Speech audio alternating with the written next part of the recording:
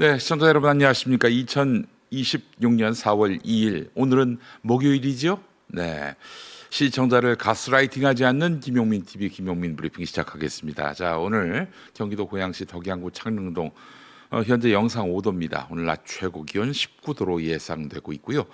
맑은 날씨 예보됐습니다. 자, 오늘 전 세계의 시선이 미국 백악관에 쏠리고 있습니다. 트럼프 대통령이 우리 시각으로 오전 10시에 이란 전쟁과 관련한 대국민 연설을 진행할 예정입니다. 자, 이런 가운데 뉴욕 증시가 상승 흐름을 이어갔습니다. 이재명 대통령은 오늘 중동 사태 대응을 위한 추가 경정 예산안과 관련해서 시정 연설을 할 예정이라고 합니다. 자, 오늘 초당적 협조를 요청할 예정인데 조국 혁신당은 이 대통령 앞에서 플래카드를 내걸고 시위를 할 모양인데 참 한마디로 호남에서 2등, 3등도 당선될 수 있도록 하는 정치개혁안, 자기들은 이제 정치개혁안이라고 얘기하는데 그거에 협조해달라는 요구를 하는 피켓 시위라고 합니다. 네. 제가 정치를 거지같이 하지 말라고 그랬죠. 마치 받아낼 빚이 있는 것처럼 정치하지 말라 이렇게 이야기를 했는데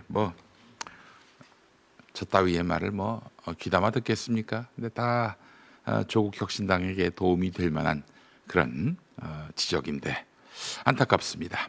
오늘 아침 신문 기사 살펴보도록 하겠습니다. 윤석열이 재구속된 이후 243일 동안 12억 원이 넘는 영치금을 받았다고 합니다. 당연히 서울구치소 수용자 중에 최고액을 기록했는데 같은 기간 인출도 350회에 달했습니다. 쌓아놓고 그냥 두는 게 아니라 계속 인출했다는 것이죠.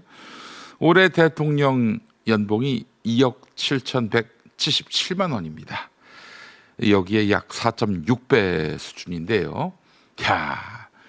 죄를 저질러서 감옥 갔는데 대통령으로 있을 때보다도 4.6배의 급여를 더 받아가는 셈이네요. 참. 김건희 역시 약 9,300만 원을 받아서 수용자 중에 두 번째 규모였습니다. 영치금은 수용자의 생활비 성격이나 사실은 입출금 제한이 없습니다. 사실상 후원 수단으로 악용될 수 있다는 지적이 제기되면서 제도 개선의 필요성이 커지고 있습니다. 동아일보 기사였습니다. 국민의힘이 지방선거를 앞두고 공천 과정에서 잇따른 법원 가처분 인용으로 혼란에 빠졌습니다. 컷오프와 징계에 대한 법적 제동이 이어지면서 경선 일정도 지연되고 있습니다. 지도부는 새 공천관리위원장으로 박덕흠 의원을 내정했는데 이렇게 해서 수습에 나섰지만 충북지사 공천을 둘러싼 갈등과 추가 가처분 가능성 때문에 불확실성이 커지고 있습니다. 당내에서는 장동혁 대표 책임론이 확산되고 있습니다. 장동혁으로는 지방선거 승리할 일이 없다 이런 목소리가 점점 힘을 얻고 있다 이런 얘기입니다. 한국일보 기사였습니다. 이번엔 한겨레 권태호 칼럼 보겠습니다. 제목이 대구는 왜 화가 났나인데요. 주디스테와 백화점, 주디스테와는 참 부산에 있죠. 저기는 이제 예전에 동성로에 있는 백화점 그림 같은데요. 대구 민심이 경제 침체와 일자리 부족 속에 국민의힘에 대한 실망과 분노로 흔들리고 있다. 이렇게 권태호 논설위원은 지적하고 있는데 섬유 건설산업 쇠락 이후 지역 경제는 장기 침체에 빠졌고 청년 유출과 고령화가 심화됐다는 것입니다. 보시는 대로 동성로가 쇠퇴하는 등 도심 활력도 떨어졌고요. 과거 보수 일색이던 정치 지형에도 변화 조짐이 나타나며 일부 유권자들 사이에서 김부겸 민주당 후보 지지 가능성이 거론되는 등 민심 이반이 감지되고 있다는 것입니다. 칼럼 중에 나온 내용인데요. 한 지역 방송사 간부의 말이라고 합니다. 내일 투표하면 김부겸이 될 깁니다. 지금 국힘에 화가 단단히 나 있어요. 네, 이러면서 지역 민심을 소개했습니다. 더불어민주당 김부겸 전 총리가 대구시장 선거에 도전하면서 보수 표심 공략에 나섰는데, 자 지금 보시다시피 박근혜를 예방한다고 합니다. 아울러 박정희 컨벤션 센터를 만들겠다, 이런 구상을 내비쳤다고 합니다. 이렇게 해서 TK 민심에 접근하겠다는 전략인데, 민주당을 선택하지 못했던 그간의 대구 민심을 달래기 위해서, 저는 이렇게 보수층도 달래는 시장 후보입니다라는 것을 드러내기 위한 것이죠. 과거에는 논란이 있었지만 최근에 민주당이 중도 확장 기조를 분명히 하고 있죠. 그래서 당내에서도 긍정적인 반응이 나온다고 합니다. 김부겸 전 총리는 보수 인사들과의 접촉도 검토하며 외연 확대에 주력하고 있습니다. 뉴 이재명 시대, 중도 확장의 의지가 분명한 뉴 이재명 시대에 김부겸 전 총리가 여러 가지로 혜택을 입고 있네요. 청와대 신임 대변인의 전은수 부대변인이 승진 발탁됐습니다. 정치권에선 이번 인사가 6월 보궐선거 출마를 염두에 둔 체급 올리기라는 해석이 나옵니다. 전은수 대변인 울산 남구갑에 출마했었죠.